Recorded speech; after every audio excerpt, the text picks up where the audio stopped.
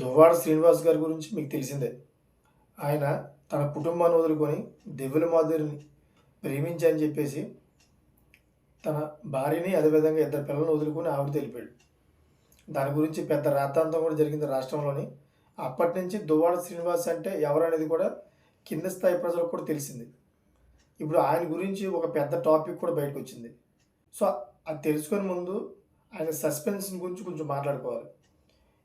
ఎప్పుడైతే దివ్య మాధురి గారి యొక్క వ్యవహారం బయటపడిందో, జగన్మోహన్ రెడ్డి గారి మీద తీవ్రమైన ఒత్తిడి రావడంతో ఈ శ్రీనివాస్ని అయితే సస్పెండ్ చేశారు. పార్టీ నుంచి సస్పెండ్ చేసి పక్కన పెట్టారు. అంతేగాని సస్పెండ్ నుంచి పార్టీ నుంచి అయితే బహిష్కరించలే.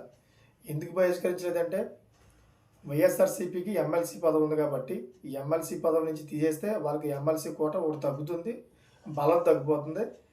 అదే కాకుండాను దువ్వాడ శ్రీనివాస్ మళ్ళీ వ్యతిరేకమయ్యే అవకాశాలు ఉంటాయన్నమాట. స్వతంత్రం పెరిగిపోయి మరి జగన్మోహన్ రెడ్డి గారి మీద విమర్శలు చేసే అవకాశం ఉంది.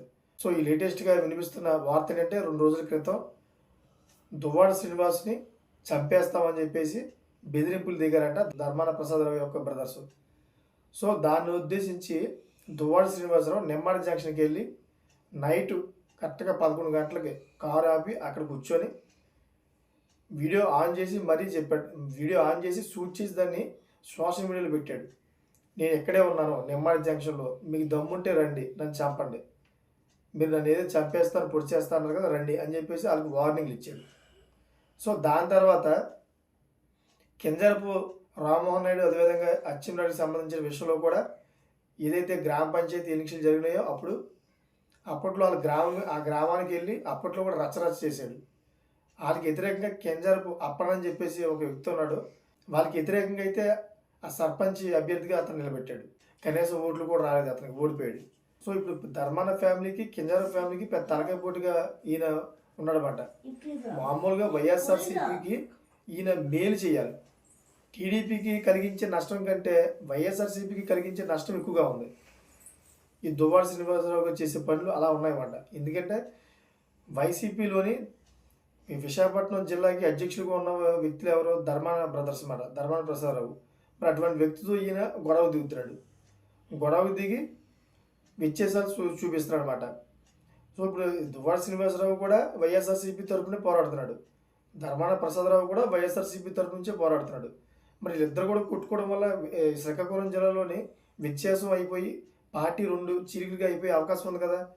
మరి అటువంటిప్పుడు ఈ వ్యక్తి వైఎస్ఆర్సీపీకి లాభం చేస్తున్నాడా నష్టం చేస్తున్నాడా? సో ఇప్పుడు ధర్మాన ప్రసాదరావు యొక్క బ్రదర్స్ ఇద్దరిని పూర్తిగా వైసీపీ నుంచి పూర్తిగా బహిష్కరించలేకపోతున్నారు అన్నమాట. ఎందుకంటే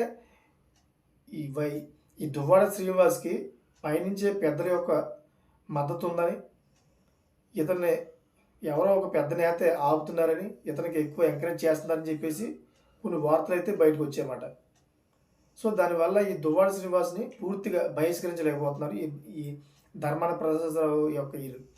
సో ఇంతకీ దువ్వాడ శ్రీనివాసరావు ధర్మాన ప్రసాదరావు మీద ఎందుకు తిరగబడుతున్నాడంటే పార్టీ నుంచి సస్పెండ్ చేయించింది ఇతనే అని చెప్పేసి ఆయనకి ఒక వార్త అందింది. దానివల్ల అయితే అదే నిజం అనుకుని ధర్మాన ప్రసాదరావు మీద వ్యతిరేకంగా పోరాడుతున్నాడు ఆయన.